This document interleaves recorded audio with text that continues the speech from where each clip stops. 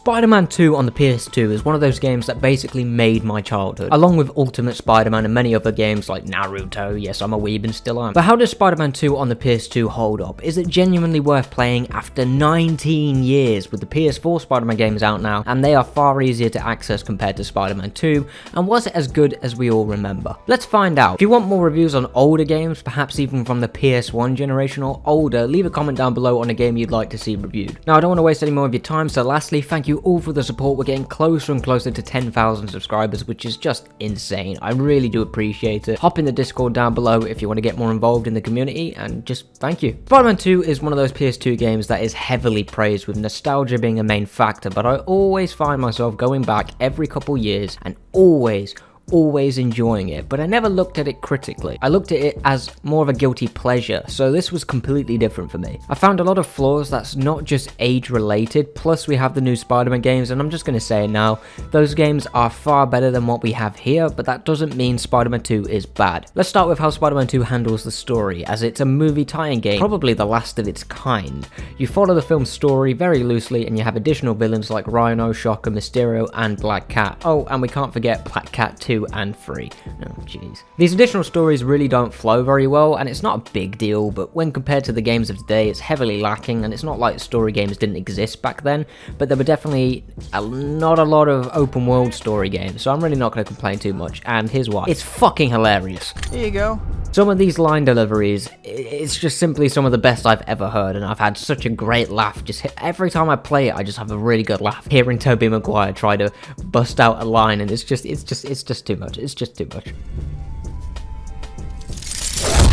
Although a few voice actors like Alfred Molina didn't really lack effort, it does seem like there was a lot of care there, but there is only so much you can do with the script. That being said, as I mentioned, Tobey Maguire, bro, what the hell? You probably regret phoning in your performance, because it's just awful. Anyway, I'm getting ahead of myself. Basically, you have the main plot with Doc Ock, but then you have various detours like Mysterio. Mysterio has his own little backstory and even a twist if you don't know the character's origins, and it's actually really fun to play and genuinely quite creative with some of the missions, but I will get to that in just a few minutes. The best side plot, and I'm not saying this because of Black Cat 2 and 3, I'm saying this because it actually works with the main plot, and that's Black Cat. She's given a fair few missions and they blend in well with the whole love triangle thing that's going on with the game specifically, and it really works. Sure, the performances could have been a lot better, but you know, I did kind of get invested in seeing Peter handle having this woman that's basically his equal in many cases, but accepting it's not going to work because she's a criminal, and plus, you know, he's got a thing for MJ, he likes redheads.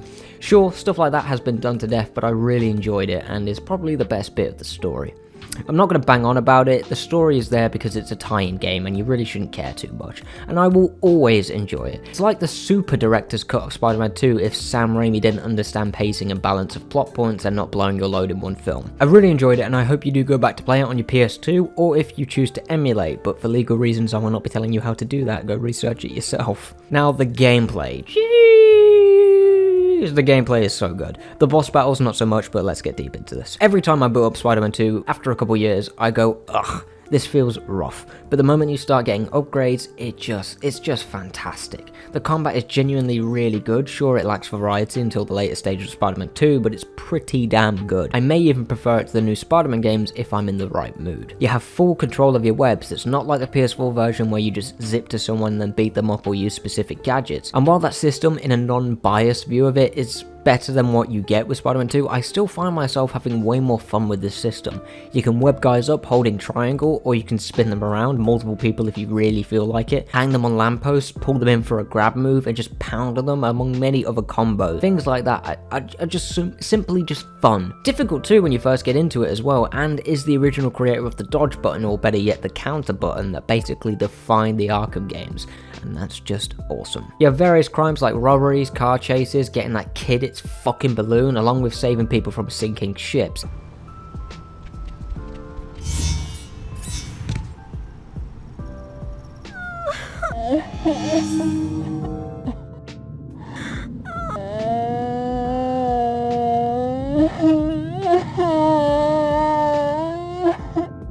Try to hang on to it. Spidey. Balloons float, and sometimes I've never seen that kind of mission since Spider-Man 2, and it's super intense and pretty annoying if you don't get it right, because it takes a little while. Guess it's good this costume isn't dry clean only. Oh, don't worry, I'm here to rescue. Shark. You have an upgrade system which boosts your swing speed and spices up the combos and offers a bunch of different web skills that provide so much fun and do become quite vital late in the game. Now, it's not great for bosses. The boss battles in Spider-Man 2 are really bad and very cheesy. You're often locked into a room, taking away any of your mobility and forced to spam webs and dodge like crazy.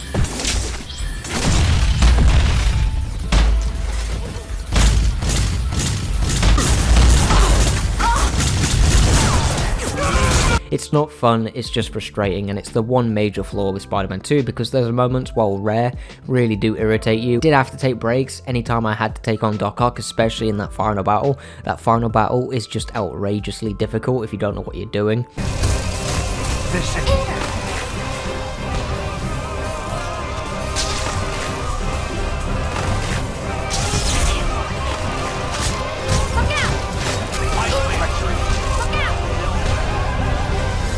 That being said, there are some really creative missions, especially with Mysterio. It starts off with minigames with no real explanation, and eventually it turns into this weird mental challenge for yourself because you have clones of Spider-Man and you have to take them on, as well as mirrors that also mess up your view, so you're kind of confused as to where the attacks are coming from, and you're facing other Spider-Man. So it's like, what the hell's going on? What's going on? What's going on? What's going on?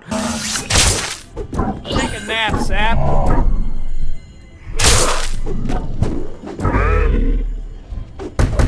That level of creativity and mind-bending level design you just don't see in any other Spider-Man game. It's really good and it ends with you having to swing to the Statue of Liberty. Yes, Spider-Man 2 the game did the fight on the statue before No Way Home. Well, I have to admit, Mysterio knows how to make a scene. Better figure out some way to get Lady Liberty back to her old self.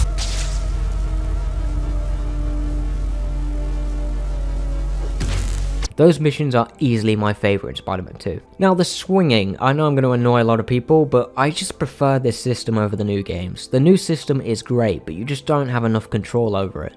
Yes, it looks pretty, yes, it's more consistent, and yes, it's probably, in a non-biased review, better than this, but I just love this system. It's physics-based, so if you mess up, you mess up. There is no recovery system that keeps you moving, and I love that. It's less casual, but I just don't care. The system is just timeless. It doesn't look anywhere near as good as you probably remember, but it feels even better. You can control your momentum, your direction. If you want to go up, you better charge your jump and then boost off your swing to get height, but if you want to go fast, you spin your web and boost and jump straight away. You really have full control over this system, as well as full damage that provides stakes to you messing up and just pushes that adrenaline feeling to the max. It really is perfect for me. Sure, there aren't many animations, but you really don't notice it once you get going, and it's all about being better than what you were the last time you played, so it's just great. You do have air tricks as well, which can spice it up, but it's just not a massive deal. Spider-Man 2 is still a fantastic fun game that you could put on whenever you feel like it, and you will have a great time. It's timeless in my opinion, and sure, the graphics aren't all that, but I don't care. The gameplay is brilliant. If you somehow haven't played this, please give it a shot. Spider-Man 2 will really surprise you. Thank you for watching.